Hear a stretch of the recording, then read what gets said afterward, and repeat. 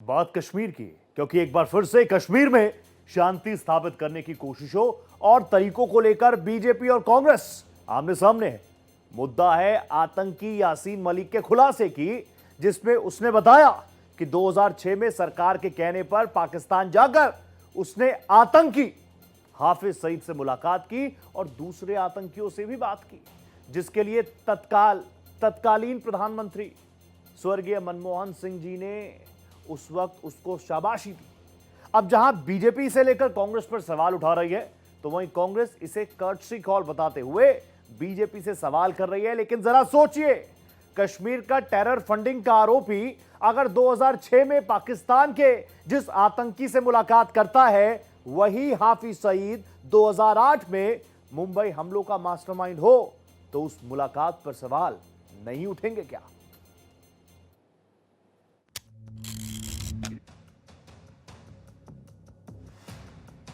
एक सनसनीखेज खुलासे का एक किरदार भारत में है तो दूसरा पाकिस्तान में। जम्मू कश्मीर लिबरेशन फ्रंट यानी JKLF के आतंकवादी यासीन मलिक ने दिल्ली हाई कोर्ट में 85 पेज का जो हलफनामा दाखिल किया, उसमें ऐसी बातों का जिक्र है जिस पर बीजेपी सवाल उठा रही है। यासीन टेरर फंडिंग केस में आजीवन कारावास की सजा काट रहा दुर्दांत आतंकवादी है। उसने 25 अगस्त को दिल्ली हाई कोर्ट में दायर एक हलफनामे में ये कबूला है कि उसने 2006 में पाकिस्तान में लश्कर-ए-तैयबा के संस्थापक और 26/11 के मास्टरमाइंड रहे हाफिज सईद से पाकिस्तान में मुलाकात की थी। तब पूर्व पीएम डॉक्टर मनमोहन सिंह ने उसे धन्यवाद दिया था और उसकी तारीफ की थी। यासीन मलिक ने दावा किया कि इंटेलिजेंस ब्यूरो के कहने पर ही उसने हाफिज से मुलाकात की थी। यासीन का दावा है कि पाकिस्तान से लौटने के बाद आईबी ने उसे ब्रीफ किया और उसी शाम तत्कालीन पीएम से मिलने को कहा। दिल्ली में हुई उस मुलाकात में तत्कालीन राष्ट्रीय सुरक्षा सलाहकार MK नारायणन भी मौजूद रहे। दरअसल उस दौर में तब पाकिस्तान के साथ शांति स्थापित करने के लिए ऐसी कोशिशें बैक चैनल वार्ता का हिस्सा थीं। भारत के बड़े खुफिया अधिकारियों के कहने पर की गई थी। यासीन को पाकिस्तान में आतंकियों से मुलाकात करने पर पूर्व पीएम मनमोहन सिंह का थैंक यू कहने वाले इस खुलासे के बाद अब सियासी बवाल मच गया है। वो हाफिज सईद जैसे आतंकी से बात कर रही थी और बातचीत के लिए भी किसको चुना था? यासीन मलिक को। और प्रधानमंत्री खुद उनका धन्यवाद करते हैं। उनके लिए रेड कारपेट बजाया जाता है, फोटो शूट कराया जाता है। जिनके हाथ निर्दोषों के खून से रंगे, भारत की सेना के ऑफिसर्स के खून से रंगे हैं, आप उनको सम्मानित करते हैं। 2004 से 14 यूपी की सरकार ने आतंकियों के लिए रेड कारपेट और फोटो शूट था।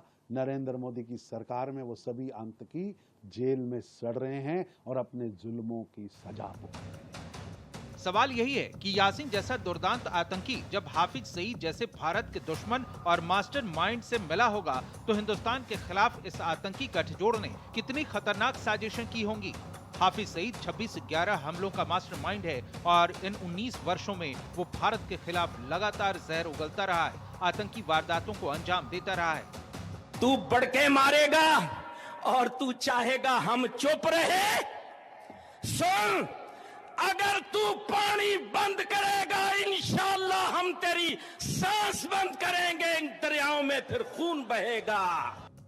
बीजेपी की IT सेल के हेड अमित मालवीय ने यासीन मलिक के हलफनामे को सोशल मीडिया पर शेयर कर सवाल उठाए हैं कि अगर ये नए दावे सच हैं, तो यूपीए सरकार के राष्ट्रीय सुरक्षा और गुप्त कूटनीति से निपटने के तरीके पर गंभीर सवाल खड़े करते हैं। इसके बाद ये बहस का मुद्दा बन गया और आतंकी यासीन मलिक के हलफनामे में आई हैरान करने वाली जानकारी पर तीखी प्रतिक्रियाएं सामने आई हैं। 6 जो है टॉप डेजिग्नेटेड टेररिस्ट मारे गए हैं इस हिट्स में जो 9 हमने स्ट्राइक किए, और कोई 140 के करीब नॉर्मल टेररिस्ट जो छोटे रैंक के हैं वो खलास हो गए हैं इस हमले के अंदर। ठीक है, 6 top of the line terrorist, Mudassar वगैरह, जिसके फ्यूनरल पे lieutenant generals, major generals, IG police, DG police वगैरह आए हुए थे, स्टेट फ्यूनरल्स दे रहे थे साहब। एक यासीन मलिक जैसा मर्डरर टेररिस्ट जिसने आपके 5 एयरफोर्स अफसरों को मारा, बहुत सारे कश्मीरी पंडितों को मारा, उस जैसे आदमी को हम एज एम्बेसडर यूज कर रहे हैं हाफिज सईद को मिलने के लिए क्या हमारे अब बाकी डिप्लोमेटिक सिस्टम नहीं थे?